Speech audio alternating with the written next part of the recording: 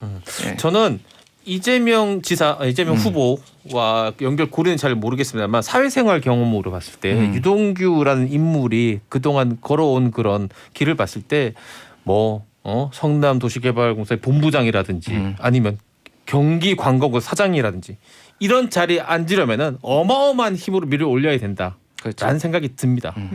그게 이재명 지사라는 얘기가 아니라 네. 누군가 뭔지 모를 힘으로 그렇게 밀지 않으면 이렇게까지 될 수가 없어요. 그렇죠. 다 아시잖아요. 이거는 네. 여러분 사회생활 해보면. 하여튼 박인 기자 어떻게 봅니까? 뭔가 보이지 않는 손 엄청난 부력이 있지 않고서야 쉽지 않았겠다는 생각이 들고 또 한 가지는 경기관광공사 사장 시절에도 이분이 관광 관련해서 아무것도 한 일이 없단 말이에요. 그러니까 경력으로 내세울 게 없어요. 그래서 관광공사 노조에서 성명을 내고 반대한다. 이런 식의 사장은 좀 어렵다 했는데 어찌어찌해서 임명이 됐고 거기서 결국은 이제 그만두게 되잖아요. 네. 그럼 본인이나 이재명 지사는 뭐 예산 관련 다툼이 있었다라고 하는데 어떤 과정을 거쳐서 그만두게 됐는지는 모르겠습니다만 이재익의 시사특공대. 그리고 지난주에 이어서 대장동 특혜 의혹이 이 마무리되기는커녕 점점 더 넓고 깊게 번지고 있습니다. 지금 상황 정리 좀 해주실까요? 그러면 김 대표님께서. 예, 지금 유동규 씨가 구속이 됐고 구속이 된 거는 뇌물수수하고 업무상 배임인데 한마디로 네. 얘기하면은 얼마를 받았는지는 모르겠으나 영장에 있는 거는 5억 원, 3억 원을 받아서 총 8억 원을 현재까지 받은 혐의. 그리고 네. 그거를 받은 대가로 화천대유에 이익을 몰아준 거. 그러니까 성남도시개발공사가 추가 수익을 냈을 때 더 많이 이익을 환수가 있는데 1,822억 원으로 제한을 하면서 결과적으로 성남시에 피해를 끼친 배임 혐의가 이제 적용이 된 거죠. 네. 그래서 그에 대해서는 이제 증거는 그 회계사 화천동인 맞나요? 대유가 아니라 천화동인 맨날 섞여요. 네. 천화동인 5호 소유주인 정영학 회계사가 검찰에 제출한 녹취록 19개의 녹취록에 이제 있는데 그 녹취록이 어떻게 작성이 된 거냐면은 2019년에 원래 한 1,800억 수익이 날 것을 3,000억 원이 나니까 추가 수익에 대해서 분배 문제를 얘기를 했는데 술자리에 모여서 얘기를 정영학 씨가 더 달라고 하니까 유동규 씨가 뺨을 때리고 한 언론의 보도에 따르면은 얼음통으로 머리를 갈겼다. 뭐 이런 것까지 나와서 그때부터 모멸감을 느끼고 녹취를 해야 되겠다. 그래서 만날 때보다 녹취를 한 게 이제 19개가 된 거죠.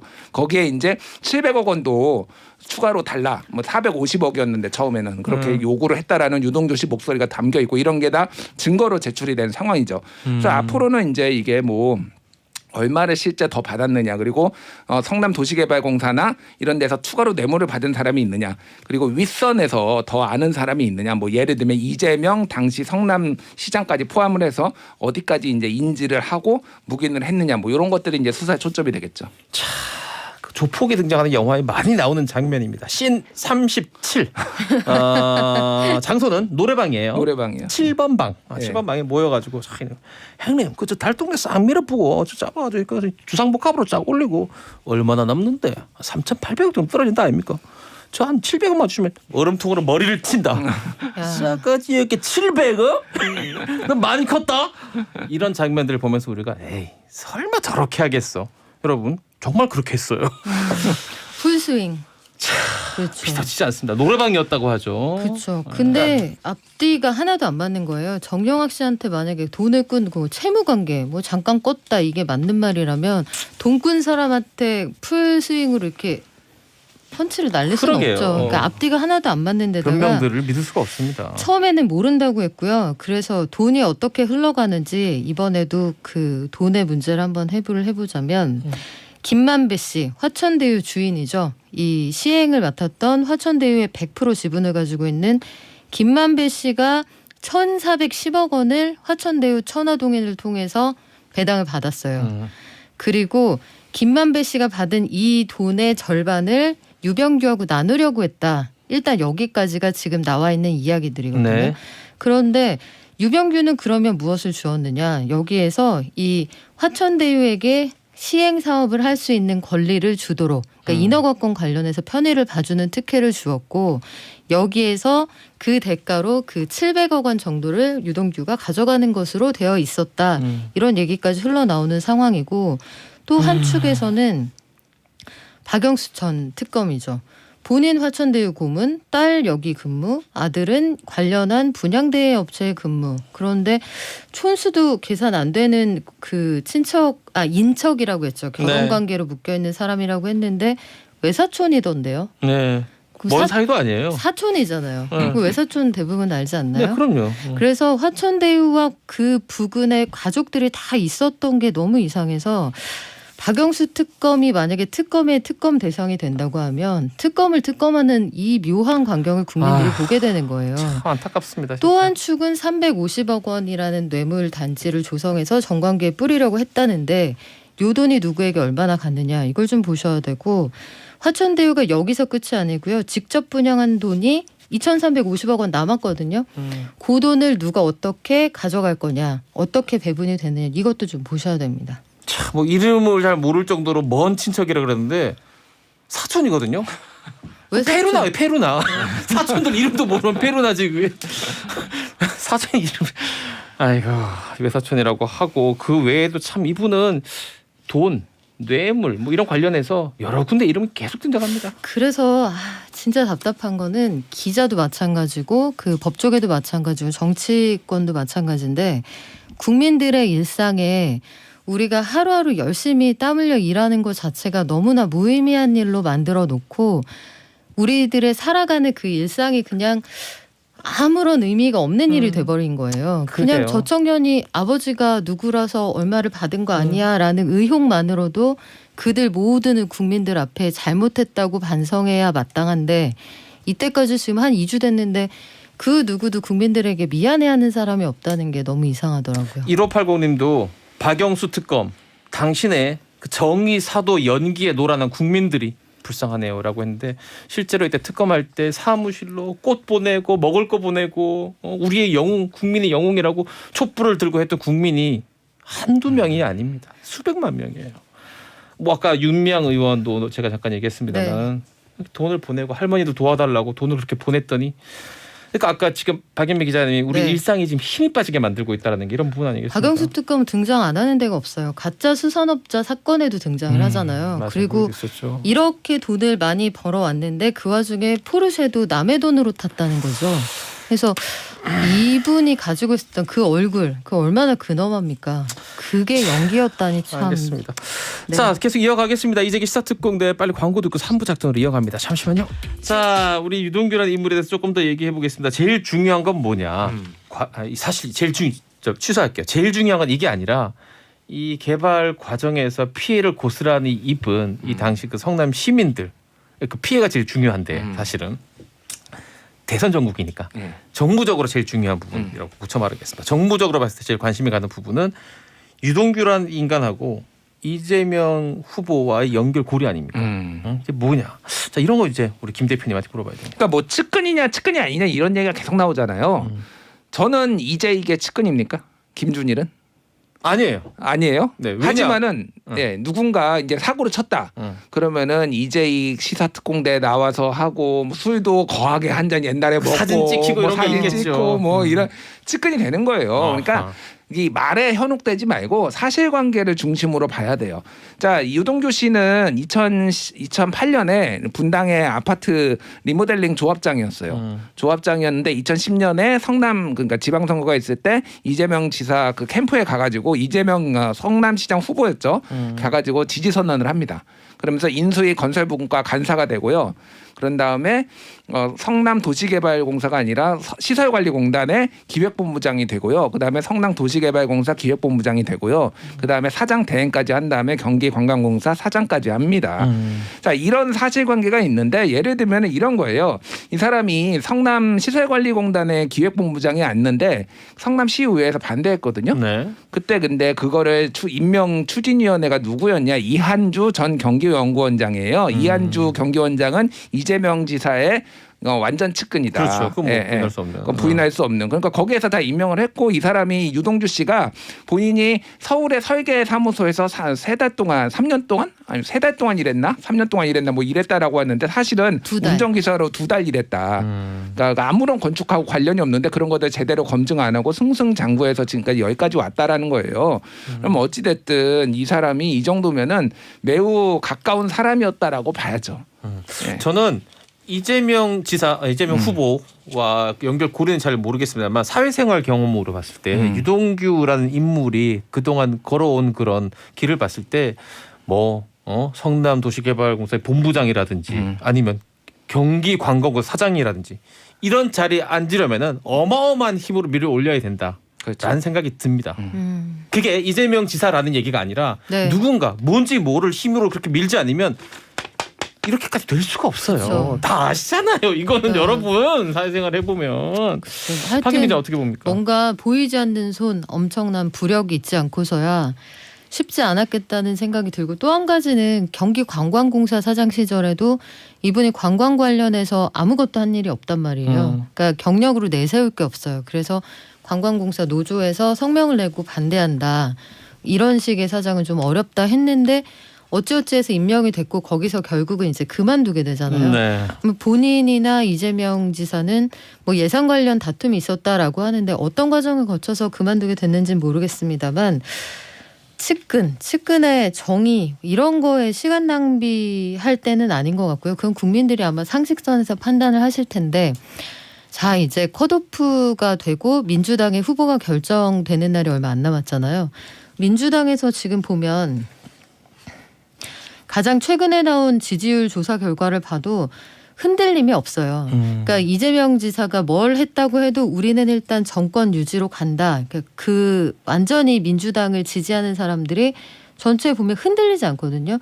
28.3% 전체 후보를 놓고 조사를 했을 때 그리고 윤 전 총장도 뭐 1일 1망 원인이 여러 가지 논란이 있지만 역시 28%. 그러니까 정권 교체냐 정권 유지냐를 두고 이 후보가 어떤 흠결을 보여도 지금 1대1로 맞붙어 있는 상황이에요. 그러면 이 상황은 무너지지 않는다는 가정하에 국민들 혹은 캠프에서는 스스로 준비하고 뭘 물어야 하냐면 이재명 지사는 지금 계속 얘기하는 게 건설 경기가 굉장히 안 좋았기 때문에 미래 수익을 담보하지 못한 상태에서 우리가 할 수 있는 최적의 조건이었다라고 얘기하잖아요. 네. 그러면 윤석열과 이재명의 구도로 본선에 갔다고 쳤을 때 이재명 지사는 이 질문에 답해야 돼요. 2015년 3월에 그 대장동 민간 사업자로 화천대유가 선정이 되는데 그렇게 부동산 경기가 안 좋았으면 그 사업을 꼭 그때 했어야만 했느냐는 반론이 가능합니다. 2015년은 이재명 지사가 주장하는 대로 빚내서 집 사라고 할 정도로 부동산 경기가 안 좋았어요. 그렇지만 장기적으로는 돈을 벌 수 있을 거라는 희망이 있었겠죠. 그렇지만 이게 민자에 그렇게 기대야 할 정도로 사업 과정이 그 지난한 상황이었으면 이거 뒀다 해도 돼요. 근데 왜 2015년에 이걸 했어야만 했느냐. 여기에 대한 답이 하나 필요하고 윤석열 검찰총장은 본인이 가지고 있는 국가 경영에 대한 철학을 아직까지 하나도 보여준 게 없어요. 그러게요. 그러니까 윤석열이 이끌어갈 나라가 어떤 모습인지 밑그림이 전혀 그려지지 않는데 이재명 지사는 밑그림을 수도 없이 그려봤거든요. 네네.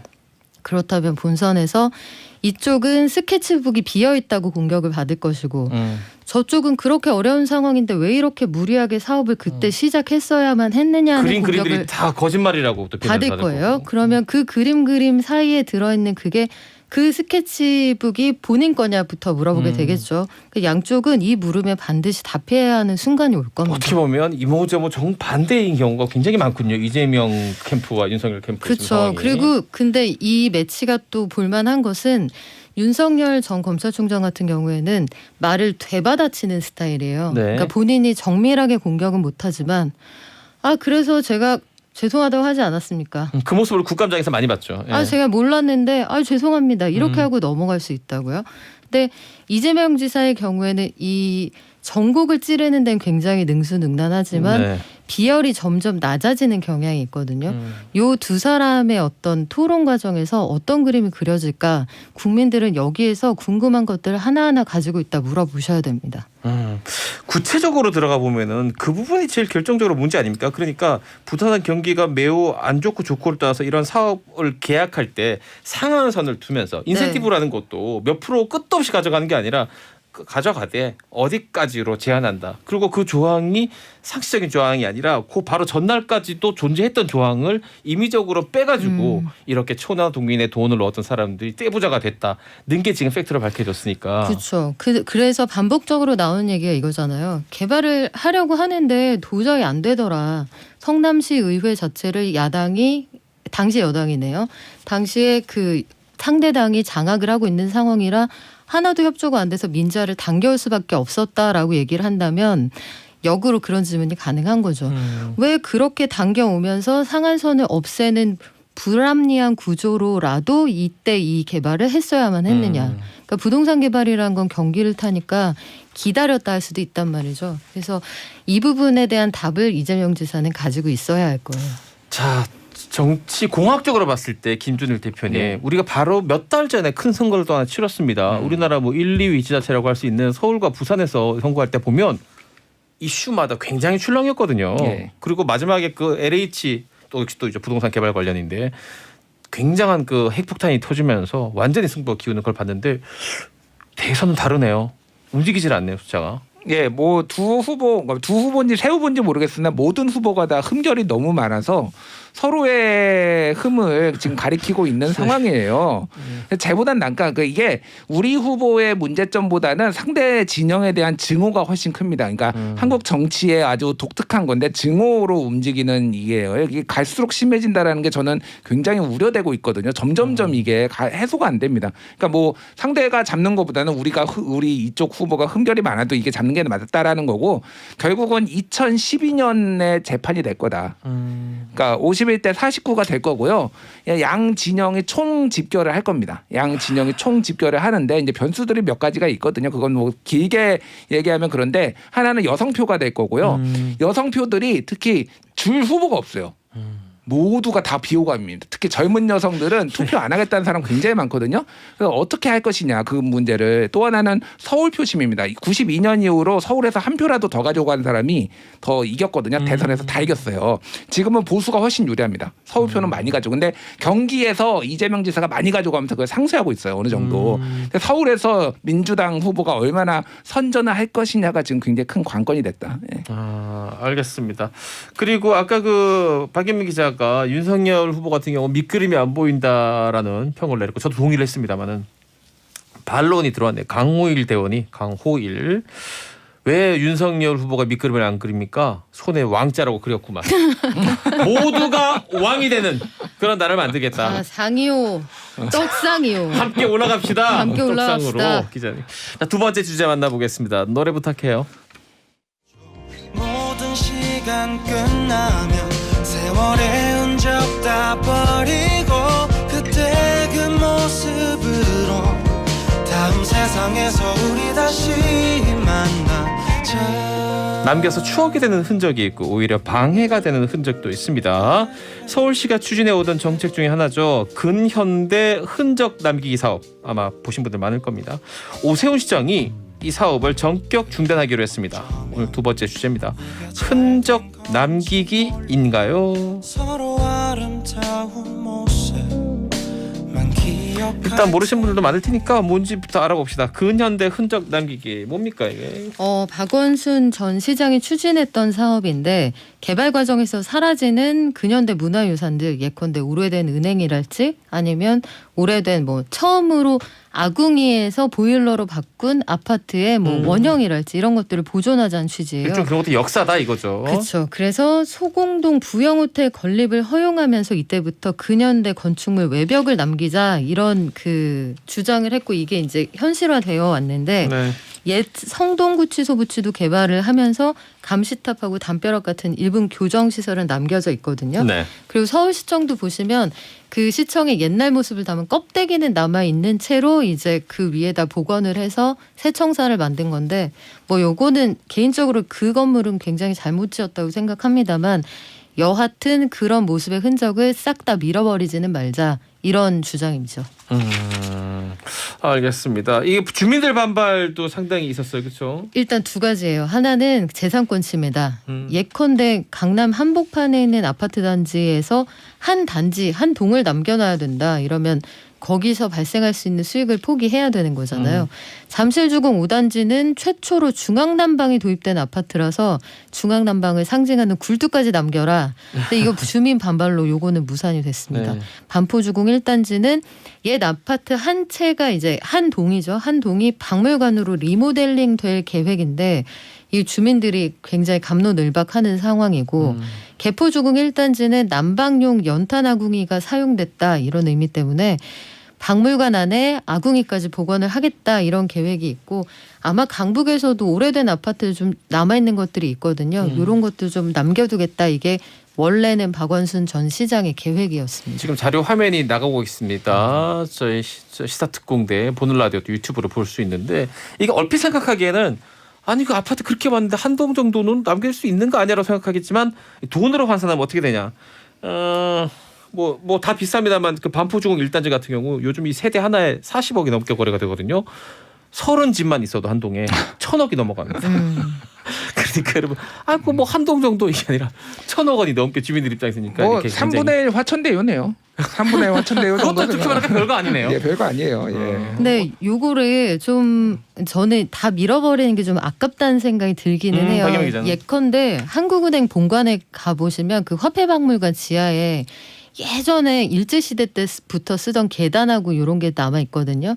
근데 계단 손잡이 이런 게 사람들이 손 타면은 손상될까봐 그 박물관 같은 데 가보시면 그거 자체를 플라스틱 관 같은 걸로 에워싸 놓은 게 있어요. 그러면 그 동 자체를 아마 그 거대한 플라스틱이나 유리 상자 안에 담아서 이걸 그럴싸하게 만드는 방법도 있거든요. 그러니까 건축학자들 가운데 의견이 좀 나뉘기는 하는데 저는 오인욱 교수님 같이 세종문화회관 안에 인테리어 하셨던 분이에요. 네.